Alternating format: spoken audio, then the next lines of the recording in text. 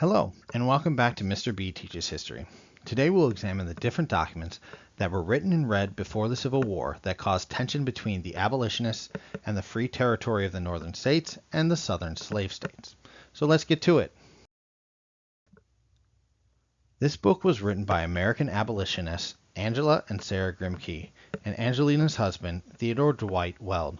This book analyzes the arguments defending slavery, as they all three were working on a clipping service using discarded newspapers. They discovered through the advertisement in Southern newspapers the evidence of the mistreatment of enslaved people in the South.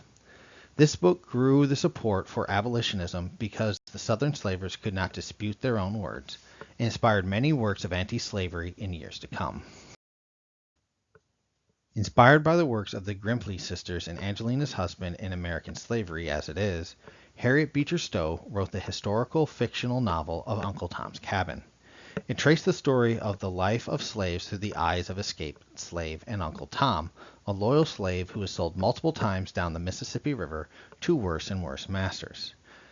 Uncle Tom eventually dies trying to protect the escape of several slaves in his last home. The publication of the book ignited both sides of the slavery debate in the United States, with protest and praise depending on your position. Written by Thomas Prentice Kettle, a Northern Democratic senator in 1856, this statistical pamphlet compared the economies of the North and the South prior to the Civil War. He and others believed they could solve the sectional conflict created by slavery. He tried to point out that the economies of the North and the South were linked and mutually supportive of each other. The Southerners saw this work as defending their way of life, with moderates hoping that it would lead to compromise, and radicals thought it would further the cause of secession. Meanwhile, Northern abolitionists derided the work and the fact that he was sympathetic to slavery with interest in Southern economic development.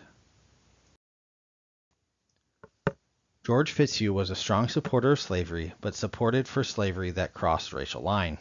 In his 1854 work Sociology for the South, he attacks modern free market capitalism and traditional liberal values because they were detrimental to society as a whole. He advocated for the expansion of slavery to all free blacks and poor whites to return back to a feudal society. In his 1857 work Cannibals All, he argued that domestic slavery is less oppressive than a free society. In this context, he believes that society must protect the weak by controlling and subjugating them. While he did support white slavery, he did argue that blacks deserve to be slaves and have no other place in society. Written in 1857 by a proud Southerner, Hinton Rowan Helper, this book attacks slavery as an inefficient barrier to the economic advancement of white people. He argued that slavery stopped the economic development and industrialization of the South, which is why it fell behind the North both in economic and population growth. He defended free soilers and abolitionists as the true friends of the South, while the supporters of slavery worked for the disunion of the states and for the good of themselves. It is worth noting that he was a white supremacist whose goal was to only help Southern whites, not blacks, and wanted them removed from the country after they were emancipated. The book was praised by Northern abolitionists and angered many Southern slavers. Following the election of Abraham Lincoln to the presidency, but before his ascension to that office, many of the Southern states debated and approved of documents explaining the reasons for their secession from the Union. All of them had a common argument for their independence from the United States. One of the most common and primary reasons listed in these different documents is the attack of the northern states and the government on their cultural institutions, meaning slavery.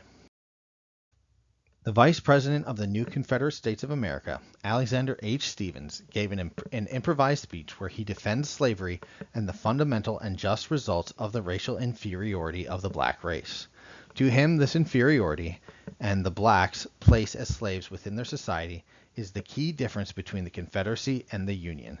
This great truth of white supremacy and the lower status of blacks is the basis of their Confederacy. If you have any questions, comments, concerns, or clarifications you would like to make about this lecture, please leave a comment below.